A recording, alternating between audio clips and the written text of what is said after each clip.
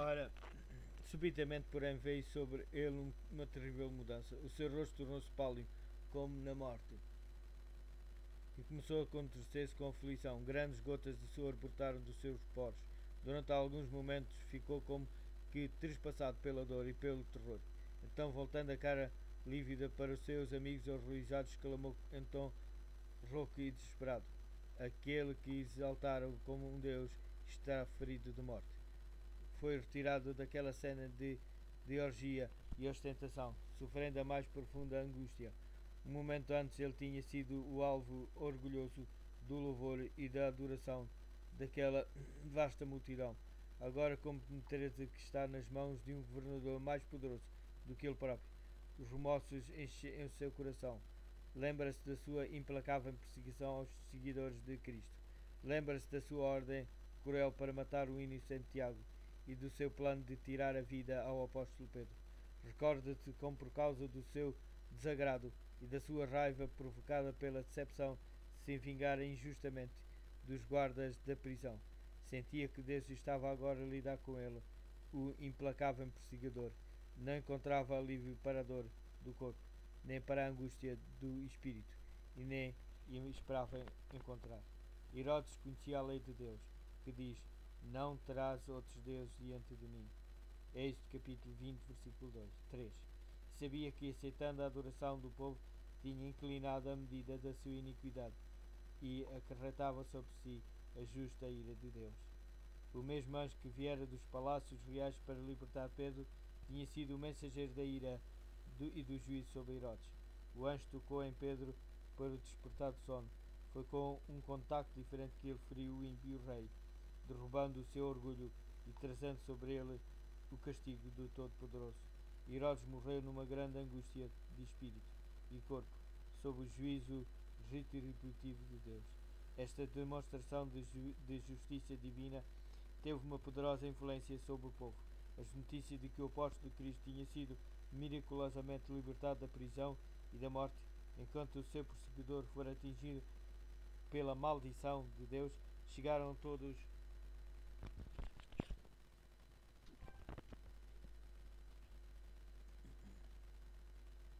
Subitamente, porém, veio sobre ele uma terrível mudança. O seu rosto ficou pálido como na morte e começou a contorcer-se. Grandes gotas de suor brotaram dos seus poros. Durante alguns momentos ficou como que trespassado pela dor e pelo terror. Então, voltando a cara lívida para os seus amigos horrorizados, exclamou em tom rouco e desesperado: aquele que exaltaram como um deus está ferido de morte. Foi retirado daquela cena de orgia e ostentação, sofrendo a mais profunda angústia. Um momento antes ele tinha sido o alvo orgulhoso do louvor e da adoração daquela vasta multidão. Agora compenetra-se de que está nas mãos de um governador mais poderoso do que ele próprio. Os remorsos enchem o seu coração. Lembra-se da sua implacável perseguição aos seguidores de Cristo. Lembra-se da sua ordem cruel para matar o inocente Tiago e do seu plano de tirar a vida ao apóstolo Pedro. Recorda-se como, por causa do seu desagrado e da sua raiva provocada pela decepção, se vingara injustamente dos guardas da prisão. Sentia que estava agora a lidar com ele, o implacável perseguidor. Não encontrava alívio para a dor do corpo, nem para a angústia do espírito. E nem esperava encontrar. Herodes conhecia a lei de Deus, que diz: não terás outros deuses diante de mim. Êxodo capítulo 20, versículo 3. E sabia que, aceitando a adoração do povo, tinha enchido a medida da sua iniquidade e acarretara sobre si a justa ira de Deus. O mesmo anjo que viera do palácio reais para libertar Pedro tinha sido o mensageiro da ira e do juízo sobre Herodes. O anjo tocou em Pedro para o despertar do sono. Foi com um contacto diferente que ele feriu o ímpio rei, derrubando o seu orgulho e trazendo sobre ele o castigo do Todo-Poderoso. Herodes morreu numa grande angústia de espírito e corpo sobre o juízo retributivo de Deus. Está demonstrado esta demonstração de justiça divina teve uma poderosa influência sobre o povo. As notícias de que o apóstolo de Cristo tinha sido miraculosamente libertado da prisão e da morte, Enquanto o seu perseguidor for atingido pela maldição de Deus, chegaram a todos os países e foram um meio para levar muitos a crer em Cristo. A experiência de Filipe, incumbido por um anjo do céu a ir ao lugar onde encontrou alguém que procurava a verdade, a experiência de Cornélio, visitado por um anjo com a mensagem de Deus, de Pedro na prisão, condenado à morte, mas conduzido por um anjo à liberdade, mostram a intimidade da ligação entre o céu e a terra. O relato destas visitas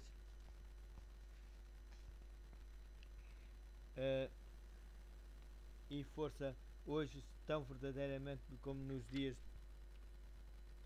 dos apóstolos. Há mensageiros celestiais a passar por toda a terra, procurando consolar os tristes, proteger os impenitentes, ganhar o coração dos homens para Cristo. Não os podemos ver pessoalmente, não obstante estão connosco, guiando-nos, dirigindo-nos e protegendo-nos. O céu aproxima-se da terra, por meio daquela escada espiritual, cuja base está firmemente plantada na terra. Enquanto o seu último degrau atinge o trono do Ser Infinito, os anjos estão constantemente a subir e a descer por esta escada, de brilho fulgurante, levando as orações dos necessitados e angustiados ao Pai no alto e trazendo bênçãos e esperança, coragem e auxílio aos seres humanos. Estes anjos de luz criam uma atmosfera celestial ao nosso redor, erguendo-nos para o invisível e eterno. Não podemos contemplar as suas formas com a nossa vista natural. Podemos distinguir os seres celestiais apenas pela visão espiritual. Apenas o ouvido espiritual pode ouvir a harmonia de vozes celestiais. O anjo do Senhor acampa-se ao redor dos que o temem e os livra. Salmo capítulo 34, versículo 7. Deus encarrega os seus anjos de salvar os seus escolhidos da calamidade, de guardá-los da peste quem anda na escuridão e da mortandade que assola ao meio-dia. Frequentemente anjos falam com homens do mesmo modo como um homem fala com o seu amigo, e tem-nos levado para lugares onde estão livres de perigo. Muitas vezes os encorajadoras palavras dos anjos têm renovado o ânimo abatido dos fiéis, desviando o seu espírito das coisas da terra, levando-os a contemplar pela fé as vestes brancas, as coroas, as palmas da vitória que os vencedores receberão junto ao grande trono branco.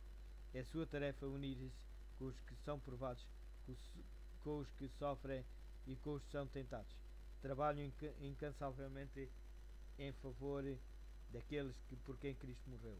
Quando os pecadores se entregarem ao Salvador, os anjos levam as novas ao céu, e há uma grande alegria entre as hostes celestiais. Haverá alegria no céu por um pecador que se arrepende, mais do que por 99 justos que não necessitam de arrependimento. Lucas capítulo 15, versículo 7. É levado ao céu o relato de todo o esforço, bem sucedido da nossa parte, para dissipar as trevas e propagar o conhecimento de Cristo. Quando isso é referido diante do Pai, todo o exército celestial sente uma profunda alegria. Os principados e as potestades do céu estão a observar a luta em que os servos de Deus estão empenhados, sob circunstâncias aparentemente desanimadoras. Novas conquistas estão a ser conseguidas, novas honras ganhas. Quando os cristãos se reúnem à volta da bandeira do seu Redentor para combater o bom combate da fé, todos os anjos celestiais estão ao serviço do humilde e crente povo de Deus. E quando o exército de obreiros do Senhor entoa os seus cânticos de louvor aqui na terra, o coro celestial une-se com eles no louvor a Deus e ao seu Filho. Precisamos de conhecer melhor do que conhecemos a missão dos anjos. Convém lembrar que cada verdadeiro Filho de Deus tem a ajuda dos seres celestiais, exércitos invisíveis, de luz e poder, auxílios mansos e humildes que creem nas promessas de Deus e as reclamam. Querubins, serafins e anjos magníficos em poder estão à destra de Deus, sendo todos eles espíritos ministradores, enviados para servir a favor daqueles que hão de herdar a salvação. Hebreus capítulo 1, versículo 14. E chegou a parte de a segunda sessão, e o cristianismo chega aos confins da terra.